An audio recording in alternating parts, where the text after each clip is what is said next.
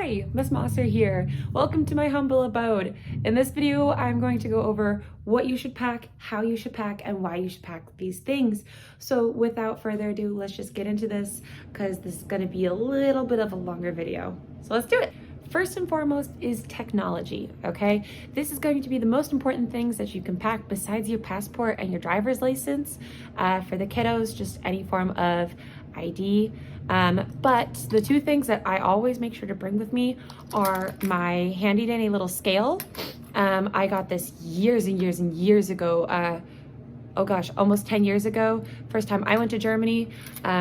This scale I use every single time I travel internationally because there are weight restrictions on luggage.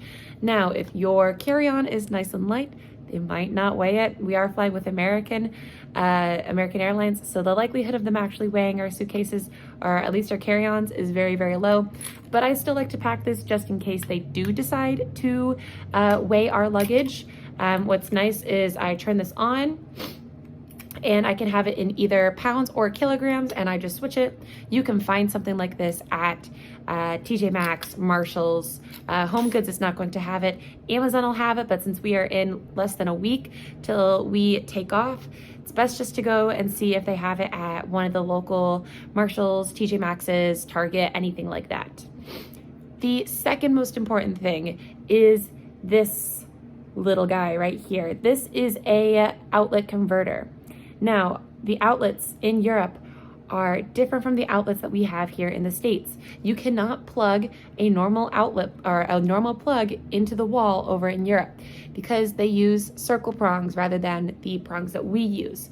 The voltage is also different, okay? So you need one of these. Now, you can buy these in a 3-pack at Target for like $10, which is great. This came in a big pack of travel plugs. Again, I bought this like years and years and years ago. A lot of my stuff is old from the first time that I went to Germany, but this is very important. Now you will notice that it does not have a grounder. That is because I don't particularly travel with a lot of things that need to be grounded. I don't travel with flat irons, curlers, hair dryers, and things like that.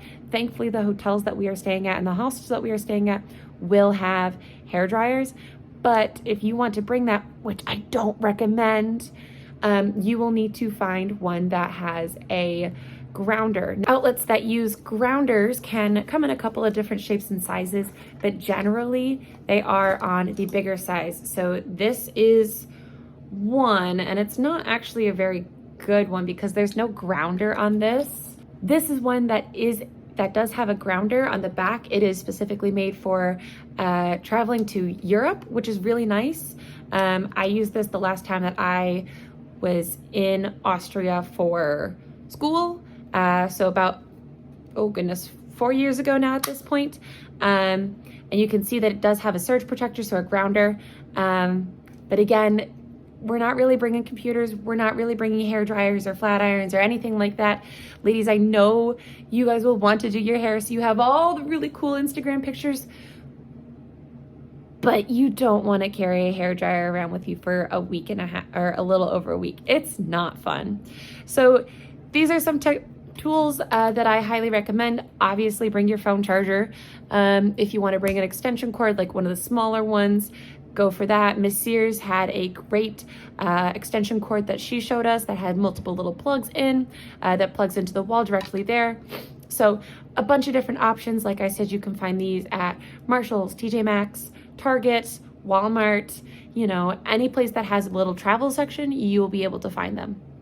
Next up is something that I highly recommend you bring, but if you don't want to spend the money on this, that's okay. It's just a very high recommendation because we are going to be spending a little over a week in the Alps. I highly recommend having a warmer jacket. Now, this is not a winter jacket. This is just a warmer jacket. I picked this up a couple of years ago. It is from the North Face, so again, this was an investment for me, but this is a jacket that I picked up a couple of years ago, and it is fluffy on the inside, and then it has normal sleeves. I brought this with me to Germany last year when I went for roughly around the same amount of time, a little bit longer, and this jacket was probably one of the best things that I could have brought. There were so many days where the highs were only in the 40s or low 50s, and at night it got very, very cold. Looking ahead into the weather in Switzerland, we are expecting a couple of nights where it could get into the 30s. It gets very cold there very, very quickly. We are spending almost the entire time exclusively in the Alps. Weather changes so incredibly fast in the mountains, and you don't want to be caught not prepared. But if you don't want to spend the money on a nicer, warmer weather jacket, layers are going to be your best friends. So to get away with that, obviously sweatshirts are going to be great. A bigger jacket is going to be great. Layering is going to be a wonderful, wonderful idea. Windbreakers, because it will be windy there. So a windbreaker, maybe even a flannel or a thermal shirt would be a great idea. Just having a couple of layers, so then that way you don't get cold, because it will get very cold very quickly. Once that sun goes down, or if we're in a valley and the sun goes behind the mountain, ooh, the temperature drops so fast, and you want to be prepared. So let's talk about shoes now. We are doing so much walking and climbing I say, but everything's accessible and easy to get to. Comfy shoes are a must. Comfy shoes are a must. I wore these when I was in Austria this summer with my kiddos, with IU, and these were great. I loved wearing these shoes. These are just a pair of Adidas tennis shoes. They worked wonders. I highly, highly, highly recommend wearing comfortable shoes. And honestly, you really only need a pair of tennis shoes. Maybe if you want a secondary pair of shoes, that'd be fine. But realistically, we're going to be doing so much walking that you want to make sure that you have comfortable shoes. The only other shoes that I personally would bring are my pair of white Keds. These shoes also went to Austria with me this summer, but they have very, very comfortable insoles inside of them, and they're memory foam shoes. So I was okay with bringing those. I did a lot of walking in those shoes because they're really broken in, but I also did a ton of walking in my normal tennis shoes.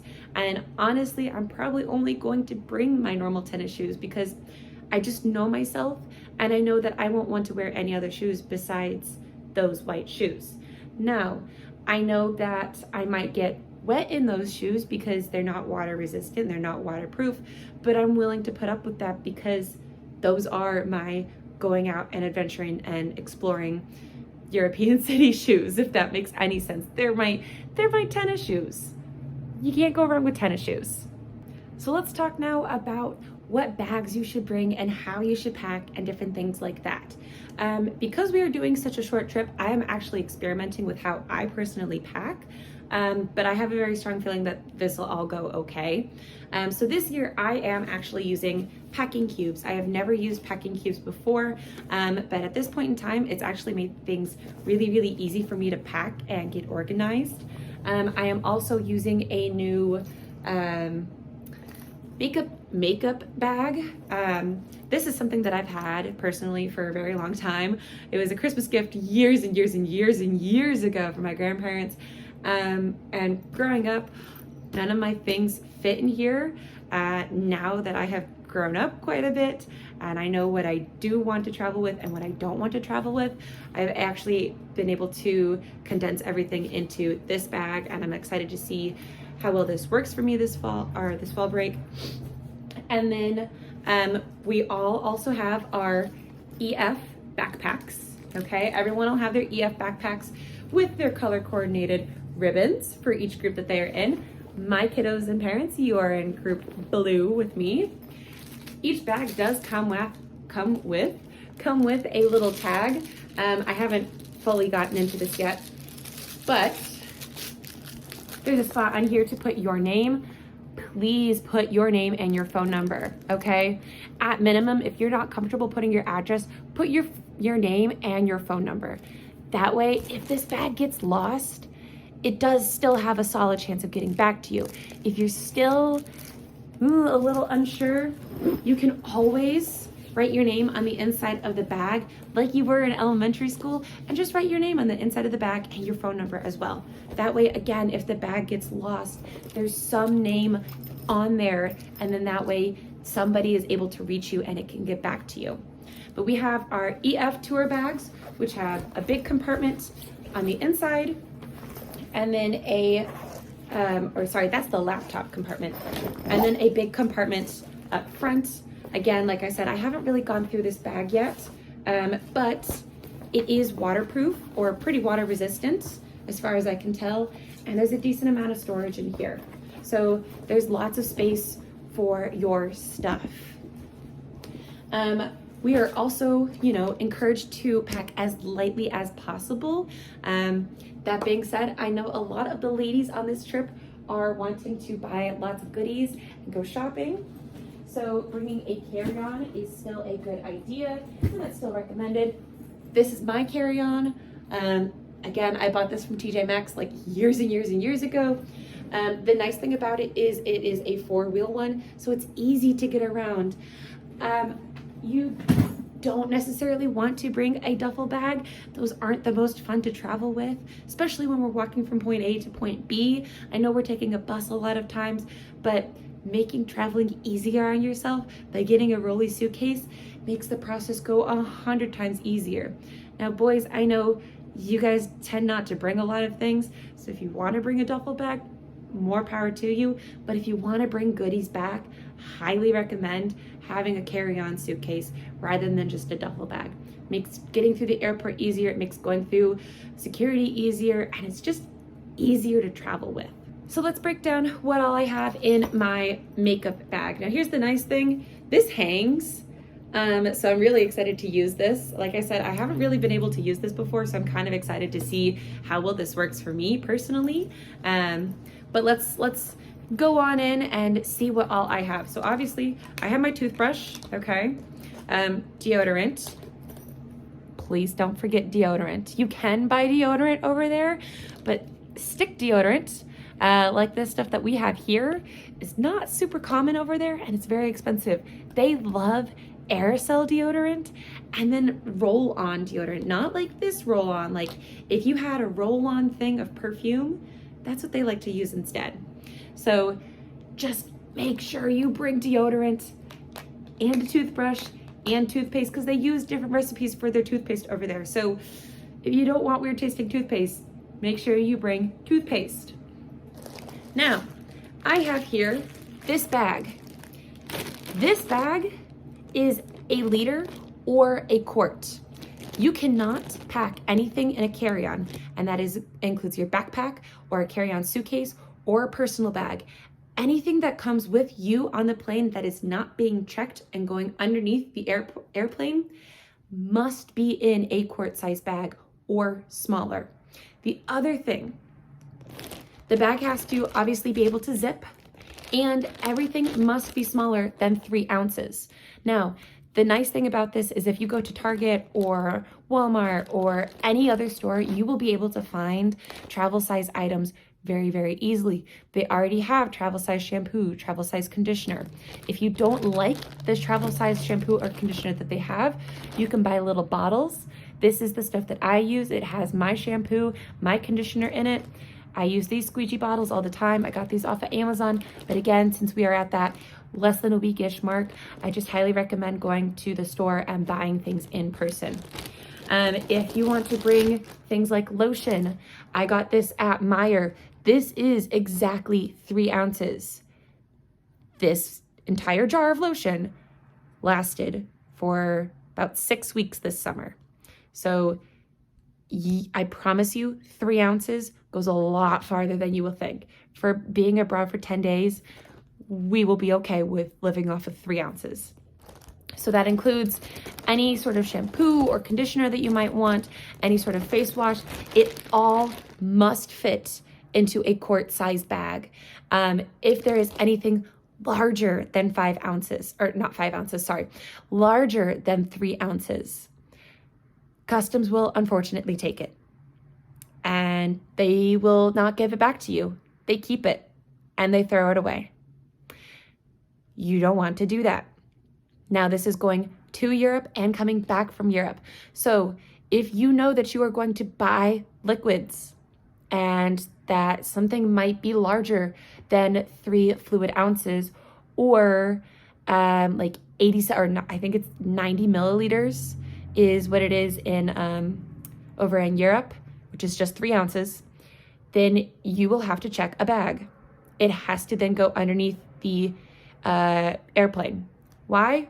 It's just security reasons. And, you know, the air stewardesses and air stewards have to clean up after us after we're done. And if your shampoo explodes, 3 ounces is a much easier thing to clean up than a whole bottle of shampoo. So just get the minis, just get the squeezies, right? Make it easier on yourself. So now I know that this is what the girls in my group have been waiting for, and I think quite a few of you have been waiting for, but let's go through one of my packing cubes. This is the bigger of the two that I am bringing. And this is what I have all of my stuff in, all my day-to-day clothes. Obviously I have underwear and socks and pajamas in another one. I don't think that I have to go through that, and I really kind of don't want to go through that. You know your person and you know how much you'll need. So with that being said, I'm going to break everything down, go over what I have, why I'm bringing it, and just kind of how I'm packing through things. So the first thing that I have here is a sweater. Now this sweatshirt that I am wearing at the moment, I am also going to be wearing on the flight. This is going to be my, just if it's cold and I don't want to wear a long sleeve or something else, but there's a slight chill, this is the sweatshirt that I'm going to wear. I have a sweater here. It's nice and it's warm. It's nothing crazy, but this is going to be the second warmest thing that I have besides my sweatshirt and the jacket that I am bringing. After that, I have a pair of jeans. Now I am only bringing one pair of jeans. We're gonna be gone for 8 days, technically in Europe, and we're gonna be doing a lot of walking. I do not like to go walking in jeans, so I'm only bringing one pair of jeans.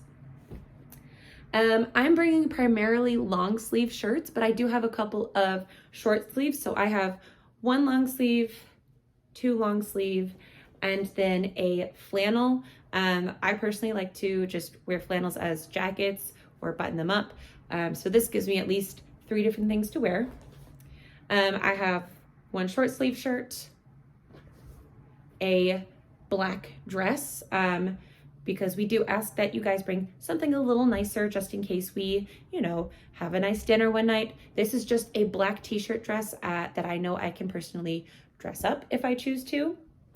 Then I have just a normal black t-shirt and then a pair of black leggings. Now I'm going to bring 2 pairs of leggings with me. At the moment, I am wearing a pair of joggers. These are going to be on the flight with me. I'm going to fly in this exact outfit. I might wear something else underneath it. I might wear a t-shirt underneath it just because I want to make flying a little easier on myself and making sure that I have room and everything to go with me. Now, the reason that I'm bringing these specific things is 1, I like to wear all of these. They're things that I wear all the time, and they're things that I know I personally will wear if it gets cold or if it gets hot or different things like that. I am not bringing clothing that I typically don't not wear, if that makes sense. I'm not bringing things that I wouldn't wear on a normal day or if I wasn't at school or things like that. And these are easy for me to travel in and dress up, dress down, or things like that. So I personally always try and make sure that I have things that I'm going to be comfortable walking in, comfortable traveling in, and just comfortable wearing. It's not fun if you're not comfortable when you're traveling. So always making sure that you have appropriate clothing for the weather, which we now know is going to be pretty all over the place because again, we are in the Alps. And just in general, don't wear something that you wouldn't normally wear. The only other thing that I have not shown you guys yet is the fact that I'm bringing a rain jacket. I have to dig it out of my closet, but I am bringing a rain jacket just because it does rain. So that's always a good thing to do, either a rain jacket or a windbreaker. You are allowed to fly with umbrellas, but they have to be the smaller personal sized umbrellas. The big ones do not fly. Those don't go on airplanes, but the smaller ones do. But yeah, don't forget pajamas, toothbrush, toothpaste, and other things that you might need. So the last thing that I want to talk about before the end of this video is flying with medicine or prescriptions of any kind. Now, I know that some people will be taking prescriptions with them on this trip, myself being included, I will say that. When you fly with a prescription, it must stay in its original bottle. Do not go and take this and dump this into a baggie. It needs to stay in its original bottle if it's a prescription. If it's an over-the-counter medicine like Advil or acetaminophen or Excedrin or anything else like that, then it can get put into a different bottle. Just kind of, keep it in a bottle. Don't put it in a baggie. TSA is not going to like that. So make sure that you always travel with medication of any form in a bottle. You also want to put this into a bag just in case. That way it's just easier to travel with and you know where it is. Prescription bottles like this tend to fall really easily. If it's in a baggie, then it's not going to fall as easily. I personally always have a little bag that has not only my prescriptions, but over-the-counter medications, tissues, Band-Aids, an emergency hairbrush, just different things that I might need in case of emergency and things that I just don't want to, not have on my person when needed. So if you have things like inhalers or prescriptions, make sure you take those with you. Make sure you have your name on them, okay? We are staying with other people. You don't want your prescription to go into the wrong person's body. So make sure that you are being aware of where your medication is and, keeping it in the correct bottles and containers. And last but not least, let's talk about your passport, or in this case, how to travel with a passport. Now I have this fancy dancy little passport holder. This is not necessary, okay? This is just, again, me being extra, and this is a gift that I use for my sister all the time. Passports. You need them in order to get onto the plane. You can't get to Germany, Austria, Italy, or Switzerland without one of these. With that being said, you have to make sure that you do not lose this. And before you go, it's always a good idea to make a couple of colored pop. And before you go, it's always a good idea to make a couple of copies of your passport, just in case anything were to happen. Now you will need to keep this on your person at all times, just so then that way you know where it is. We don't want it being left in your hotel room and somebody stealing it, or, you forget it in a bag in the airport. You always need to know where this is. Always, always, always. This is the most important thing in getting you to and from Europe. If you don't have this, then it makes everyone's lives a little bit more difficult, because then it takes a little longer for you to get back home. But make sure that you have the first page of your passport signed. Whoop. Okay? Otherwise, they won't let you in. You need your passport, and, if you've got your driver's license or your permit, make sure you bring your driver's license or permit as well. Passports are great and all, but having a second form of identification is always a really good idea. So kiddos, if you don't have your permit or your driver's license, bring your student ID. Bring that, please. Please, please, please. It makes everyone's lives a heck of a lot easier. So that was everything. I hope this video helped. And I hope that you guys now know what to pack and how to pack. And why you should bring certain things. Again, this is just a recommendation. There is no right or wrong way of doing this. Just make sure you pack as light as you can. And, enjoy your time while abroad. Bye.